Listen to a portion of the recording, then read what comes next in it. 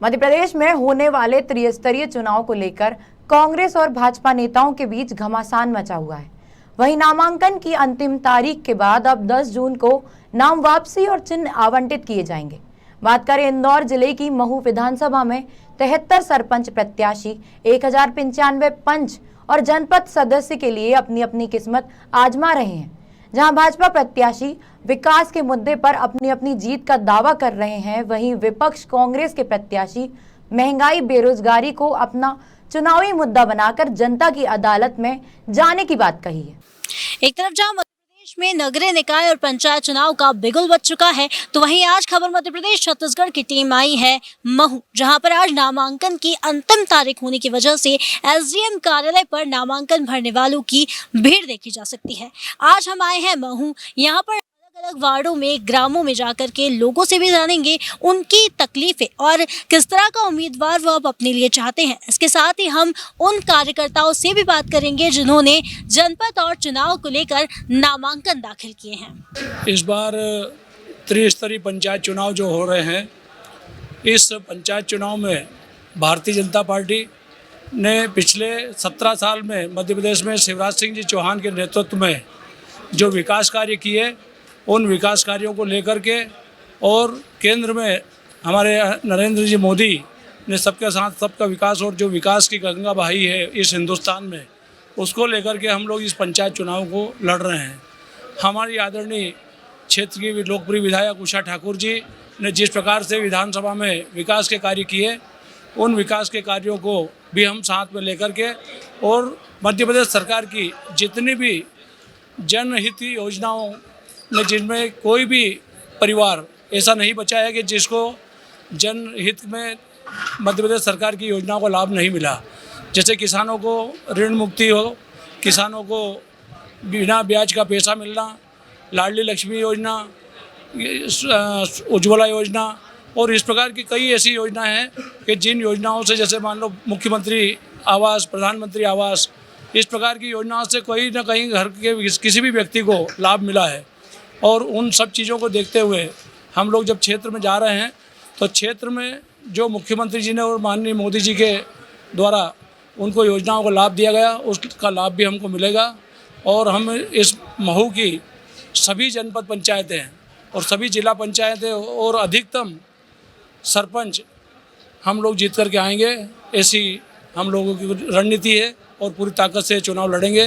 क्योंकि ये चुनाव आने वाला 23 का आगाज़ भी होगा, और इस 23 के आगाज़ को देखते हुए इस चुनाव में हम लोग जनता के बीच जा रहे हैं, और जनता का समर्थन हमको मिल रहा है। देखिए, क्या नहीं उसको टिकट देना पड़ता है, ऐसा नहीं है। हमारे यहाँ बीच में हम लोगों ने चर्चा की, और सर्वसम्मति से हमारे वहाँ के लोगों ने सबने ये तय किया कि माया मालवीय को लड़ाएंगे तो हम लोग अपने यहाँ पर चुनाव जीतेंगे। क्योंकि ये बात सही है कि ये जो कॉन्स्टिट्यूंसी है, ये कॉन्स्टिट्यूंसी हमारे पास अभी भी नहीं थी, और हमको इस कॉन्स्टिट्यूंसी को जीतने के लिए हमको अच्छा उम्मीदवार लेना था, और उस उम्मीदवार को हम लाए, और हम निश्चित रूप से इस वार्ड को भी जीतेंगे। हमारे मुद्दे मेन यही है ना कि हम लोगों ने पंचायत क्षेत्र में विकास किए हैं, और आगे वाले समय में जो मध्य प्रदेश की सरकार ने जो काम किए हैं, उन मुद्दों को लेकर के हम चुनाव लड़ेंगे। हमारा ये कहना है कि हम लोग जो चुनाव में व्यवस्था है हमारी, अभी हम नगर पंचायत में भी सर्वे करने जा रहे हैं।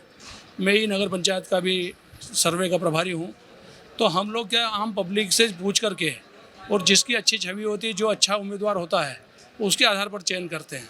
हम लोगों को मान लो कोई कार्यकर्ता नाराज़ भी होता है, तो हम उस कार्यकर्ता को बिठा करके, समझा करके, और उसको बिठा देते हैं। हमारी पार्टी में अभी तक बागी लड़ने की प्रवृत्ति बहुत कम रही है, और इसलिए हमारे कार्यकर्ता सब पार्टी निष्ठावान, और उसको ध्यान में रखते हुए अगर किसी ने निर्दलीय में फार्म भर दिया तो वो 10 तारीख के पहले उठा लेगा।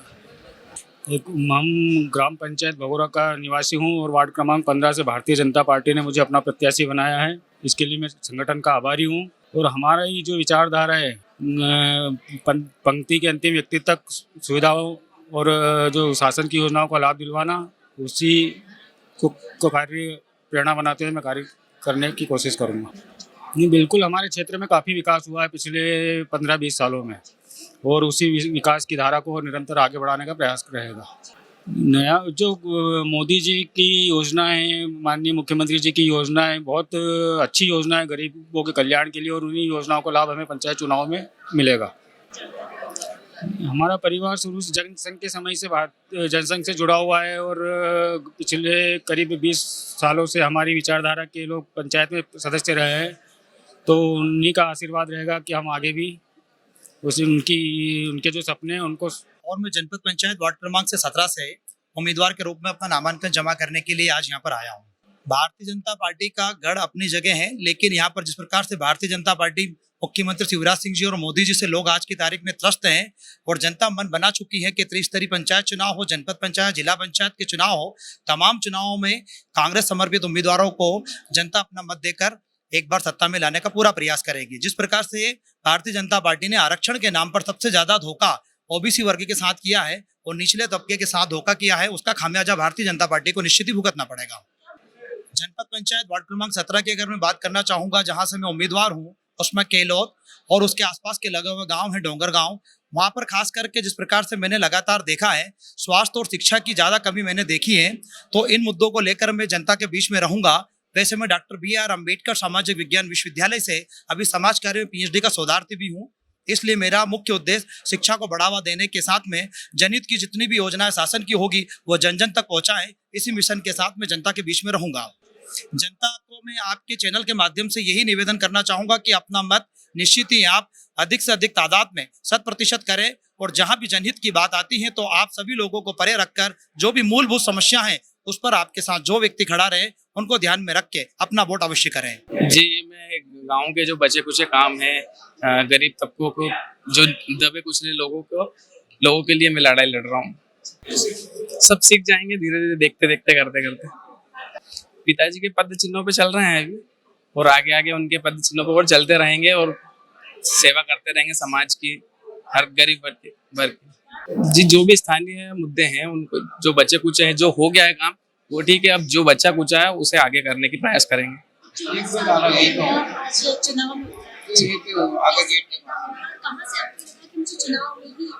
जी, सब पिताजी के देखते देखते ही, बचपन से फैमिली बैकग्राउंड, पिताजी मंडी अध्यक्ष थे, तो बस देखते देखते आज यहाँ तक पिताजी के पद चिन्हों पे आ गए। अब फॉर्म तो भर दिया है, अब आगे आगे देखते जाएं होता है क्या। जनता से निवेदन है, वार्ड क्रमांक 17 महू विधानसभा के मैं सबसे कम उम्र का युवा सदस्य के लिए फॉर्म नामांकन कर रहा हूँ कि मुझे अधिक से अधिक वोट देके मुझे जिताए और मैं पार्टी के रीति नीति पे खरा उतरूं। रणनीति तो अभी तय नहीं है, वह अभी फॉर्म भरा है।